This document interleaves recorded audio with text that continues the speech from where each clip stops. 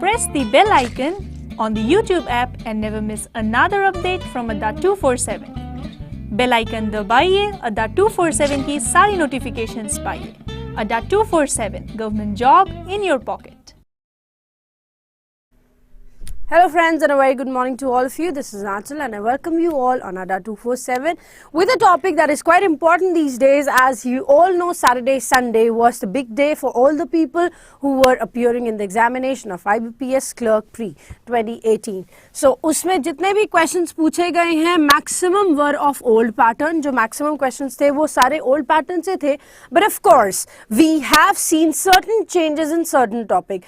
हर shift में हमें एक टॉपिक में थोड़ा सा चेंज मिला था. So let's discuss the topics that have changed with the time. So first thing that we saw was match the column. वैसे ये एसबीआई के एग्जाम में ऑलरेडी आ चुका है.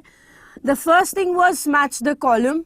Second was spell checks with a different pattern and third was single fillers normally आए थे and what do you call it, RCs were normally asked. और कुछ क्वेश्चन थे, कुछ चीजें थी जिसमें चेंज आया. Of course we will discuss it. So match the column was one thing. Spell check की जो एक्सरसाइज थी उसमें भी थोड़ा सा चेंज हमें देखने को मिला था. So we will discuss it that as well. अच्छा, एक एरर की exercise that I have been telling you for a long time that you have a statement in your question and for this statement is rewritten 5 times with different improvements.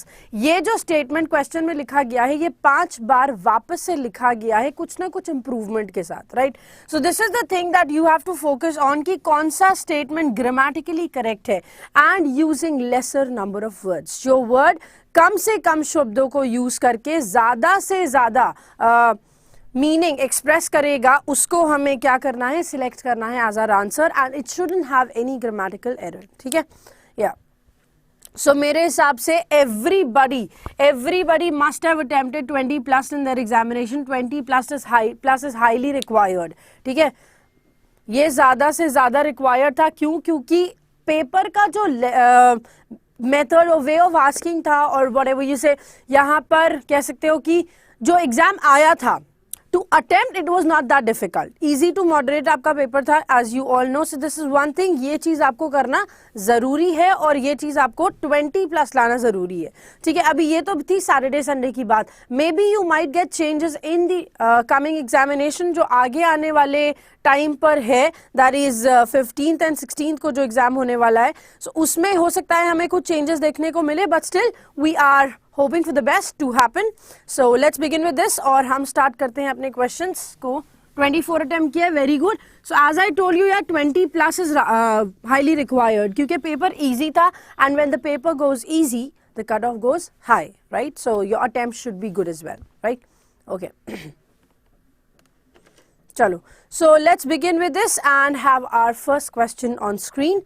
देखते हैं पहले question में क्या दिया हुआ है उसके साथ. Here it is. देखो, so here you have match the columns A, B, C, D, F, E. Oh, D, E, F होता है वैसे, D, F, E हो गया, कोई बात नहीं.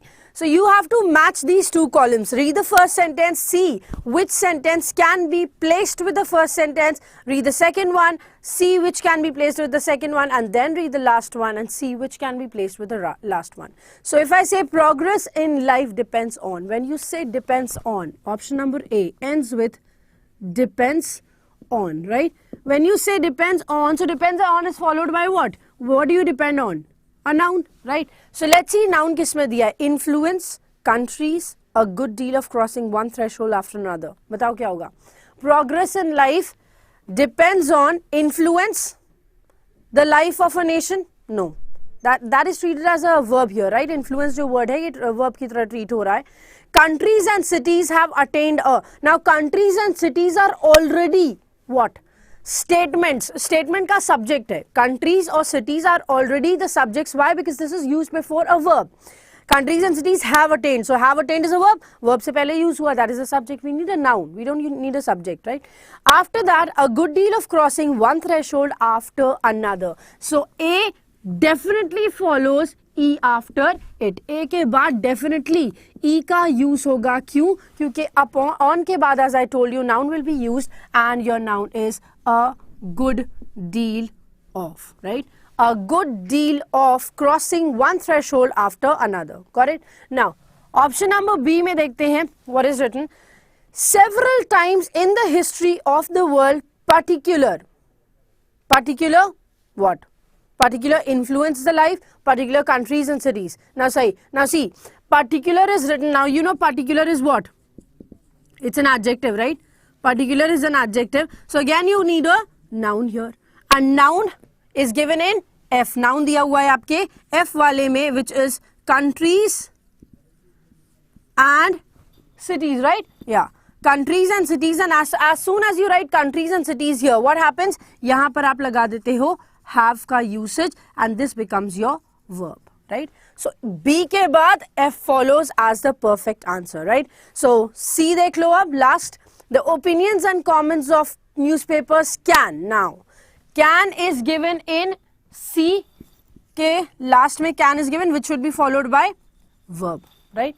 And verb is given in option number D, which is influence, right? So you will be following C and D together. So your statements will be what? Progress in life depends on a good deal of crossing one threshold after another. Then several times in the history of the world, particular countries and cities have attained a high degree of civilization. And then the opinions and comments of newspapers can influence the life of a nation only when they are read by its people. So A with E, B with F, C with D. Got it? Clear hai? Can influence, of course. Yeah. So this is the thing. Yeah. This is the thing. A, E, B, F and C, D. These are the pairs that should be asked in the examination. Now, अब चलते हैं अगले question की तरफ. Let's see what's given over here in the next question. In a study published in the journal Nature Communications, the team also. This research has direct relevance for protection of India's dash. These spots have been observed through telescopes since the times of Galileo. Now, you tell me what shall I place in the following sentences. Starting with the very first sentence, पहले वाले sentence से start करते हुए, we have A in our hand. We have A. Now, A देखो, in a study published in the journal Nature Communications, the team also does something, right? The team also over the last year, the team also showed that the team also space-based technology assets. Obvious की बात है यार, देखो, this team, when I write the team, you know team is a noun, right? Also के बाद if you will write something, team के बाद if you write something, subject के बाद, this is also your subject, right? Subject के बाद if you write something, that has to be a verb. और verb दिया हुआ है किसमें? Only in F statement. So A and F will be placed together, right?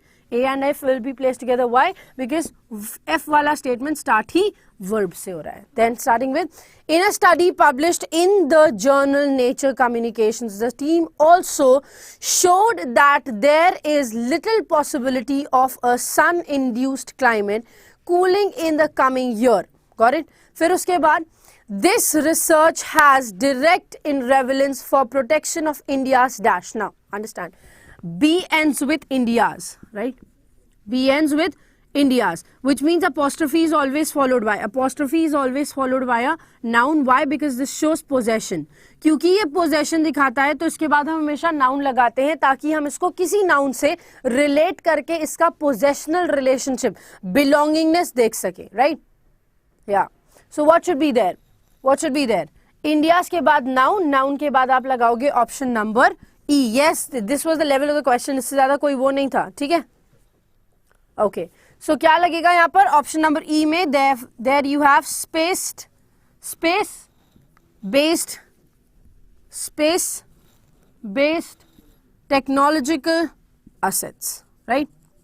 So your noun is written over here, and the last is option number C. C का कोई sequence है? देखो, C तो itself is a correct sentence. These spots have been observed through telescopes since the times of Galileo. This is a perfect sentence. And after that, उसके बाद जो sentence दिया है, over the last several decades, successive sunspot cycles have significantly weakened in strength. Right? So ये भी correct statement है. It doesn't need any other sentence to complete its meaning. So C का कोई sequence नहीं है. Similarly, D का भी कोई sequence नहीं है. We have only two pairs.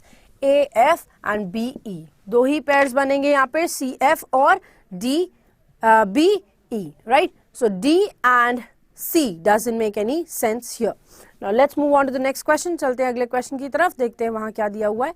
Here is your next question. So this was the kind of error that was asked in the examination. इस तरह का error exam में पूछा गया है, तो जल्दी से देखो क्या दिया हुआ है इसमें. Quickly. Being a realist, the detective could not accept the statement of the accused that UFOs had caused the disturbance. Now see, in this statement, चलो तो in this statement, as you can see, what do you have in here? इस statement में आपके पास question दिया हुआ है. You have to find out the perfect answer for this. Now, first of all, could is a helping verb, right? First of all, could is a helping verb, and wherever you have a helping verb, it is always followed by verb's first form. Helping verb के बाद हमेशा हम verb की first form को use करते हैं. Therefore, being a realist, अब देखो could के बाद क्या लगा है? Could not accept, ठीक है? So could not accept होना चाहिए, not accepted. First में accept दिया है, second में accept दिया है, third में we have accept, D में भी we have accept, E में भी we have accept, right? So could not accept.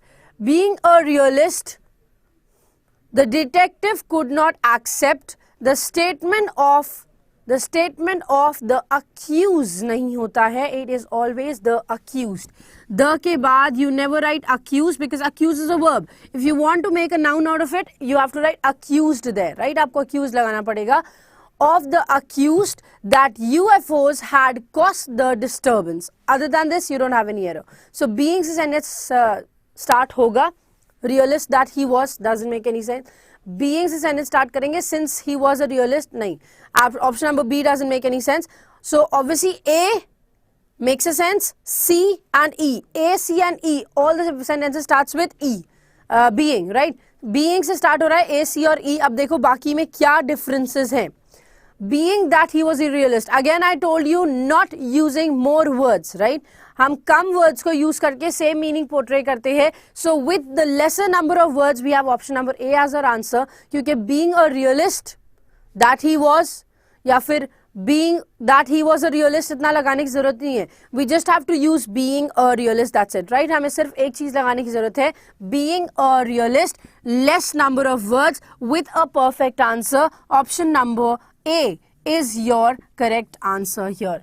Being a realist, the detective could not accept the statement of the accused that UFOs had caused the disturbances, right? So we definitely have option number A as our correct answer. Yeah. चलिए अब चलते हैं next question की तरफ. Let's see the next question on screen. Because of her elbow injury, Sanya has not and possibly never will be able to pick up the racket again. So you have a statement here. अब आपको इसको समझने की एक चीज जरूरत है. Let's come back on board. एक बार board पे आ जाते हैं. Okay, so I told you, I need to tell you one thing. See, whenever you have two helping verbs, जैसे कि यहाँ पर दिया हुआ है, if you have two helping verbs and one main verb, has and will, right? If you have two helping verbs, what you need to do is, main verb अगर एक है, if you have one main verb, right? So one main verb will be placed here and here. ये main verb दोनों के साथ लगेगा, ठीक है? For example, main verb में what do you have? Be able to, right? This is your main verb that is given in the paragraph, right? ये आपका main verb है जो paragraph में given है, right? So अब एक चीज देखना, helping verb जो है has का use करता है, will भी किसका use करता है? Main verb का. Now if I say has is always followed by verb's third form, तो be लग नहीं सकता. Will के साथ be लग सकता है, क्यों? क्योंकि verb की first form है. So be able to is used here, which is absolutely correct. Will never be actually लिखा है, right? Will never be able to. So similarly you will write be को अब हम change कर देंगे according to verb's third form. We will change be to been, right? Been able to का use होना चाहिए यहाँ पर, right? So let's have the questions on screen. B को lock करो. No, B सही नहीं होगा. Let's have the question on screen. Okay. So because of her elbow injury, Sanya had not, doesn't make any sense. Because of her elbow injury, Sanya has not and possibly will never be. Again, has is not followed by a main verb in B. So we will not mark that as an answer. C में, because of her elbow injury, Sanya has not been and possibly never would be. Would be Why to change it in past tense? Past में क्यों change करना है? Then because of his elbow injury, Sanya has not been able to and possibly never will be able to pick up the bat again. Now you tell me. What shall I mark as my answer? Option number C doesn't make any sense. Listen, option number C changes would to will to would as well. Option number C में will को would कर दिया है तो ऐसा क्यों करोगे? Why would you change the tense of the sentence? Tense क्यों change करेंगे? We will not mark B, we will not mark C, we will mark option number D as our answer. Because of her elbow injury, Sanya has not been able to and will never be able to pick up the bat again. So has is followed by been and will is followed by B. Got it? Option number D is our answer. ठीक है? ये repeat कर दे main verb वाला. Board पे आ जाना sir एक बारी. So देखो, when you have two helping verbs in a sentence, it is followed by one main verb. जैसे आपको पता है has और will लगा हुआ था, तो be able to was used after will, not after has, right? So दोनों के साथ वो main verb use होता है. has के साथ verb की third form तो third form के जैसे use कर दो. verb की verb की first form लगती है helping verbs के बाद, तो वहाँ पर first की form use कर देना. So this is one thing that you need to understand, that if you have two main verbs, place two helping verbs. If you have two helping verbs, place two main verbs. ठीक है? Clear है? चलिए अब हम चलते हैं वापस question पे. चलिए नेक्स्ट चलते हैं फिफ्थ क्वेश्चन की तरफ. Let's have the first fifth question on screen. Here it is. अब this is a question that is based on vocabulary. Vocabulary as in I want to say ये क्वेश्चन था आपका स्पेलिंग्स के ऊपर based, right? So the first is I was born in a secluded village on a mountain. Day after day, my parents plowed the yellow dry soil with their backs towards the sky. All are correct. So you may have a spelling error in secluded, plowed, backs towards, or all can be correct as well. बताओ क्या लगता है आपको? जल्दी से बताओ. What should be the correct answer here? Obviously यार, this is quite obvious, right? So क्या आंसर होगा? जल्दी से बताओ. क्या आंसर होगा यहाँ पर? Okay, yes, secluded is the correct word. Why incorrect word? Why? Because secluded का जो स्पेलिंग होता है दैट इज SECLUDED. स्पेलिंग अगर आप चेक करो तो लिखा हुआ है SECLUDDED. That is incorrect. It is SECLUDED. And now what is the meaning of secluded? Secluded means sheltered. Secluded means जो बहुत ज़्यादा लोग जिसको नहीं विजिट करते हैं, ठीक है, शेल्टर्ड एंड प्राइवेट उसको बोलते हैं. या फिर बोल सकते हो कंसील्ड प्राइवेट, उसको बोलते हैं सेक्लूडेड. ठीक है, जिसको बाकियों से छुपा के रखा गया है. So that is what we mean by secluded. ठीक है, so you can say there was a secluded village. Secluded village मतलब where people doesn't visit that soon. ठीक है, जहां पर लोग जल्दी नहीं जाते हैं. सो यहाँ पर option number A is your correct answer. Why? Because this is a word that doesn't fit in their, right? अभी चलते हैं नेक्स्ट क्वेश्चन की तरफ. या सेक्लूडेड मीनिंग मैंने आपको बता दी. Secluded means something which is not visited by people often. ऐसी कोई जगह जहां पर लोग जल्दी नहीं जाते उसको हम सेक्लूडेड बोलते हैं. कोई ना जाना हुआ कोई चीज होती है, अनजानी कोई चीज होती है, तो उसको हम बोलते हैं सेक्लूडेड. ठीक है, now let's have the next question on screen. Here is.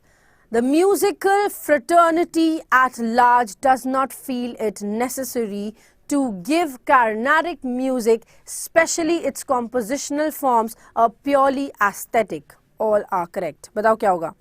Remote areas, yes, you can say that. Not just remote areas. Remote can be एक छोटा area, but secluded is जहाँ पर लोग जाते नहीं है. It may be a haunted place as well. Secluded. ठीक है. सेक्लूडेड मीन्स एकांत नहीं होता है. प्लीज, एकांत इज अ पॉजिटिव वर्ड. एकांत नहीं होगा इसका आंसर. ठीक है, चलो बताओ यहाँ क्या होगा. The musical fraternity at large does not feel it necessary to give Carnatic music, especially its compositional forms, a purely aesthetic. All are correct. Okay okay, हाँ, there was one more sentence that was asked in the question. एक और बता दे. एक और pattern था जो question में पूछा गया था. लाइक एक वर्ड दिया हुआ है, अभी उसके बारे में डिस्कशन करेंगे. ठीक है, एक और पैटर्न था, उसको भी हम डिस्कस करेंगे. बट देन यहाँ पर बताओ क्या होगा. Yes, it's not fraternity. ठीक है, it's not fraternity. The spelling of अच्छा फ्रेटर्निटी का मतलब क्या होता है ये बताओ. अच्छा, इट्स नॉट फर्टर्निटी, पहली बात फर्टर्निटी नहीं होता है, ठीक है। एक वर्ड होता है that is called fraternity, FRATERNITY, this is called fraternity. Fraternity means a people, a group of people having or sharing same what do you call, same thinking, interest, profession is called fraternity, ठीक है।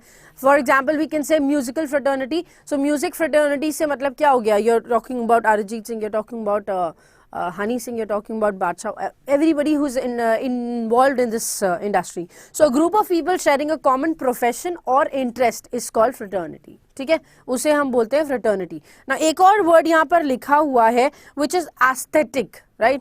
Aesthetic का मतलब क्या होता है? What do you mean by this word aesthetic? Aesthetic का मतलब होता है something which is concerned with beauty. कोई भी ऐसी चीज जो सुंदरता से related है, beauty से related है, उसको हम aesthetic बोलते हैं, ठीक है।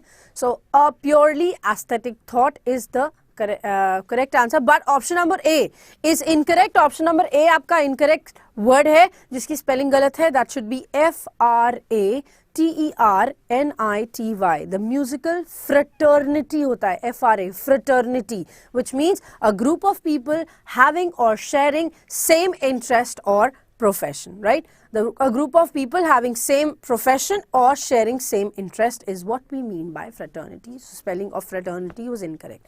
Now let's move on to the next question. चलते हैं अगले question की तरफ। नहीं, Carnatic is absolutely correct भाई, Carnatic में कोई गलती नहीं थी, ठीक है। We can write the नहीं, Carnatic की spelling आप K से भी लिखते हो, C से भी लिखते हो, दोनों correct है, ठीक है। Carnatic का मतलब होता है something which is related to classical music of southern India, ठीक है। Okay, चलो बताओ यहाँ क्या होगा। Oppressive working conditions have steadily improved in the last 6 months, but more must be done to reduce the necessary amount of overtime that employees work. All are correct. बताओ क्या होगा यहाँ पर। What do you think is the incorrect word? Okay. So obviously by the oppressive is correct. See, OPPRESSIVE. That's the correct spelling of oppressive. That is absolutely correct. Then steady, you know, STEADY होता है, steadily होता है, Y को हटा के ILY लगा देते हैं. That's absolutely correct. Then necessary does have an error. Necessary में C और S में थोड़ा सा confusion है. And what is that confusion? When you have NECE, SSARY. When you write this sentence, this is absolutely correct. It is NECESSARY.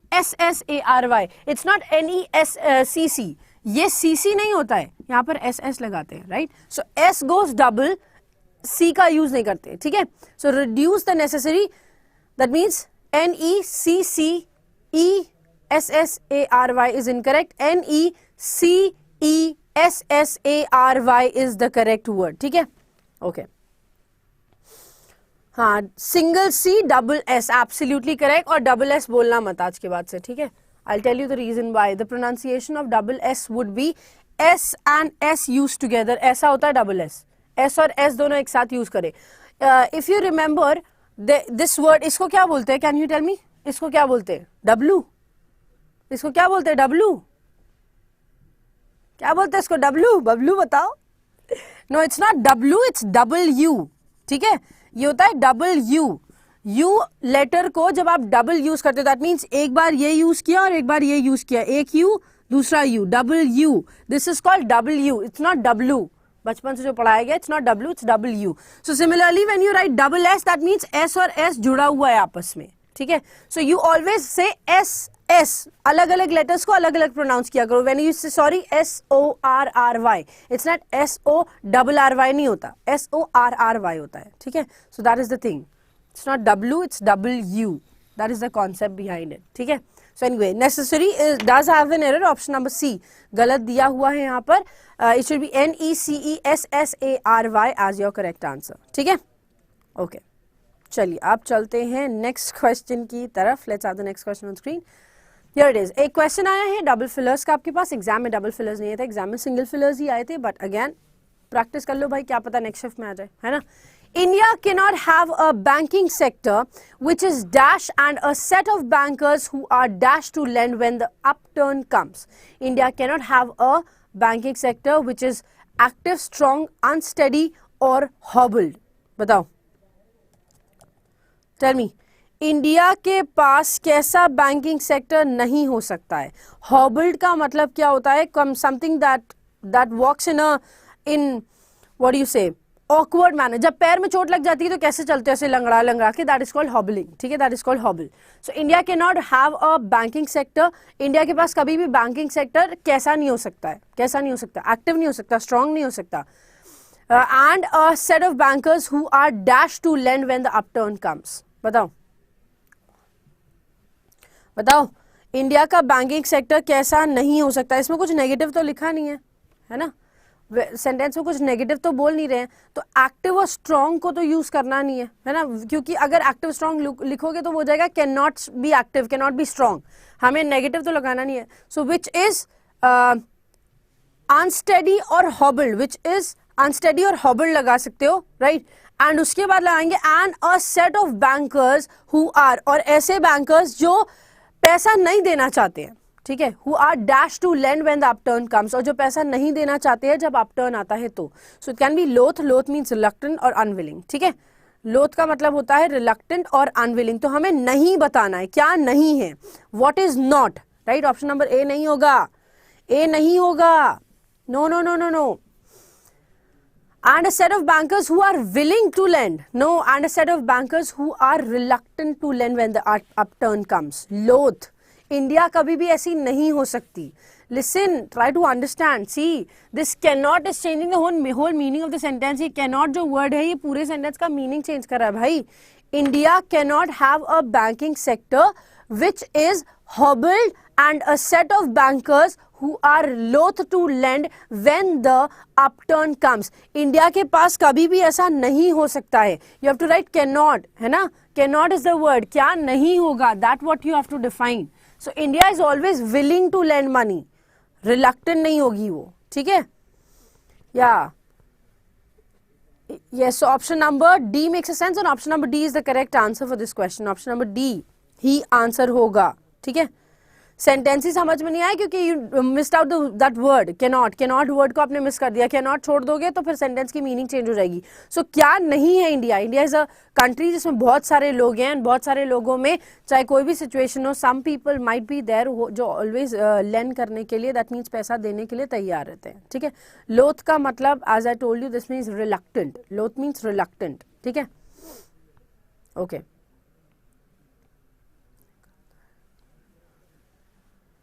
Okay, now let's move on to the next question.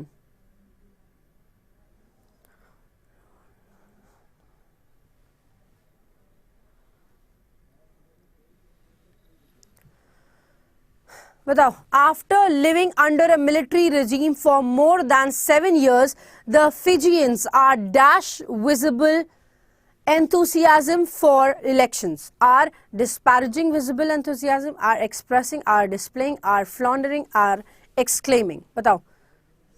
देखो, exclaiming तो होगा नहीं, that is a negative word, right? exclaim का मतलब होता है sudden shock में चले जाना, right? suddenly कोई चीज दिखाना, तो suddenly नहीं दिखाएंगे, है ना? and this word when you say disparage, disparage का मतलब क्या होता है? what do you mean by the word disparage? Disparage का मतलब होता है किसी को नीचा दिखाना. सो belittle करना, that is what we mean by disparage. The first word is disparage which means किसी को नीचा दिखाना, डिसरिगार्ड और डिसरिस्पेक्ट समबडी. ठीक है, denigrate, criticise, disregard. This is what you have in your answer as your answer. So belittle can be the answer as well. ठीक है, disregard करना किसी को. Expressing visible can be there. Displaying भी है. और एक वर्ड दिया हुआ है फ्लॉन्डरिंग. फ्लॉन्डरिंग लग सकता है कि नहीं लग सकता?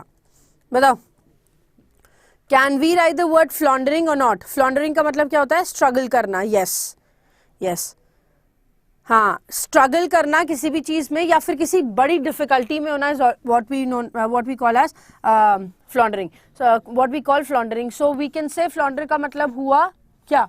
फ्लॉन्डर का मतलब हुआ टू स्ट्रगल इन एनीथिंग, किसी भी चीज में स्ट्रगल करना। एंड बेसिकली जब आप मड में फंस जाते हो तब आप, जैसे दलदल में कोई फंस जाता है तब जो अगर कोई स्ट्रगल करता है दैट इज कॉल्ड फ्लॉन्डर करना, ठीक है।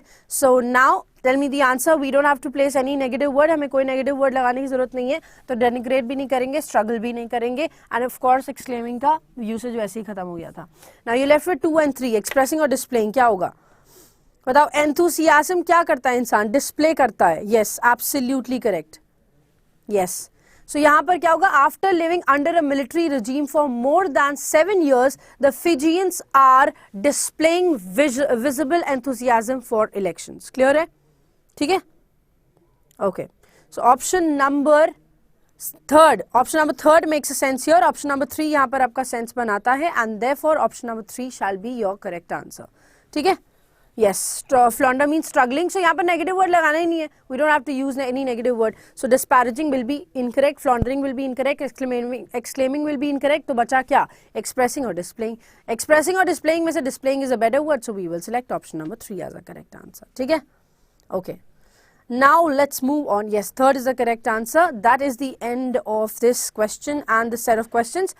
अच्छा last में एक बार बोर्ड पे आ जाइए.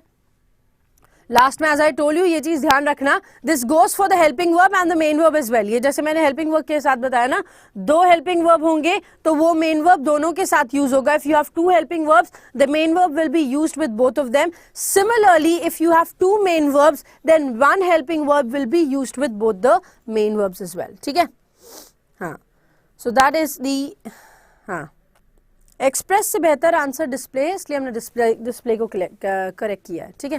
सो that's it for today guys, thanks a lot for joining me here. अच्छा एक और चीज, one more thing that was there, question में एक वर्ड आया एंड दिस वर्ड के लिए यू हैड 3 sentences, ठीक है, 3 statements and this word was used in all the 3 sentences। ये वर्ड जो था तीनों सेंटेंसेस में यूज था।